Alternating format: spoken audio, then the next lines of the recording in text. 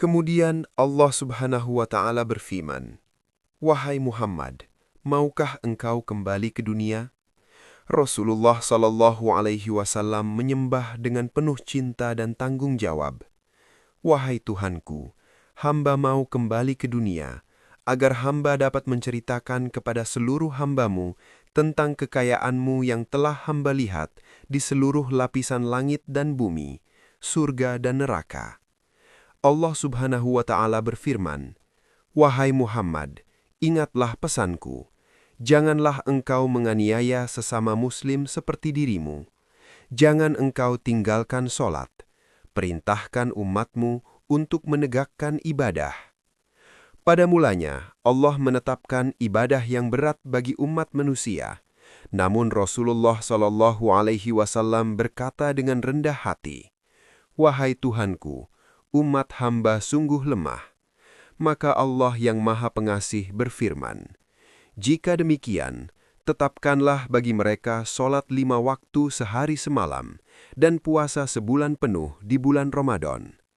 Rasulullah Shallallahu Alaihi Wasallam menjawab, "Inilah yang mampu dipikul umat hamba." Lalu Rasulullah Shallallahu Alaihi Wasallam bersujud di hadirat Allah Subhanahu wa Ta'ala. Allah pun memerintahkan para malaikat terdekatnya, "Turunkanlah orang yang aku kasihi melalui Israfil, lalu Jibril dan Mikail, dan antarkanlah ia kembali ke dunia." Maka Rasulullah Shallallahu Alaihi Wasallam diturunkan, diiringi malaikat yang tak terhitung jumlahnya, dan mereka bertasbih, "Subhana yaumal qaim, Subhanal qayyum, Subhanal aliyyil a'la." Dalam perjalanan itu, Rasulullah Shallallahu Alaihi Wasallam berjumpa seekor harimau yang membuka mulutnya ke arah beliau. Rasulullah Shallallahu Alaihi Wasallam hendak menghindar.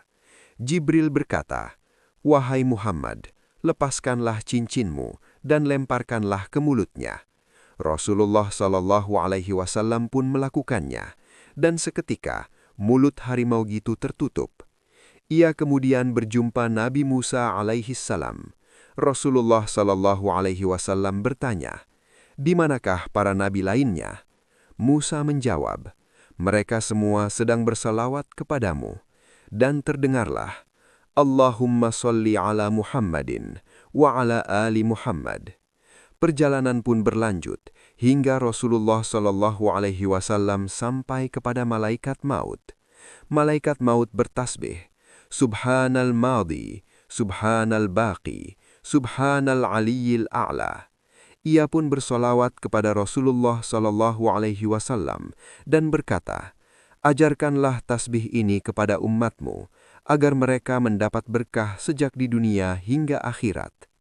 Rasulullah Shallallahu Alaihi Wasallam kemudian melintasi lapisan demi lapisan langit, dan para malaikat di setiap lapisan bersolawat kepadanya.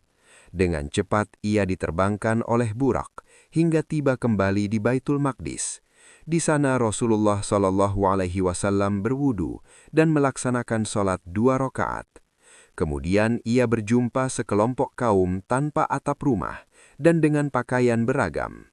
Mereka berkata, "Kami adalah kaum Nabi Isa." Rasulullah Shallallahu Alaihi Wasallam bersabda, "Masa Nabi Isa telah berlalu. Kini aku diutus sebagai Rasul Allah. Masuklah kalian ke dalam Islam." Maka mereka pun mengucapkan 2 kalimat syahadat dan masuk ke dalam agama Islam. Rasulullah Shallallahu Alaihi Wasallam lalu diterbangkan oleh buruk secepat kilat hingga tiba di rumah Ummu Hani. Buruk berkata, "Wahai Muhammad, jangan engkau ingkari janjimu." Rasulullah Shallallahu Alaihi Wasallam menjawab, "Aku tidak mengingkarinya."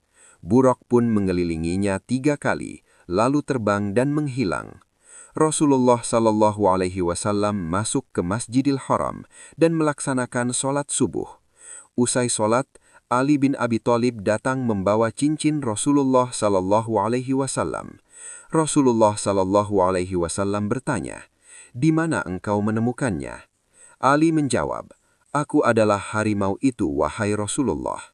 Maka Rasulullah Shallallahu Alaihi Wasallam memahami rahasia kekuasaan Allah yang memperlihatkan kebenarannya melalui siapa yang Dia kehendaki. Kemudian Rasulullah Shallallahu Alaihi Wasallam naik ke mimbar dan berkata kepada Abbas, "Wahai Abbas, dengarkanlah kisah Mi'rajku. Seandainya hanya sedikit saja yang kuceritakan, tak akan habis menggambarkan kekayaan Allah." Para sahabat pun berkumpul mendengarkan kisah agung itu, kisah tentang langit dan bumi, tentang surga dan neraka, dan amanah besar yang kini dipikul umat manusia.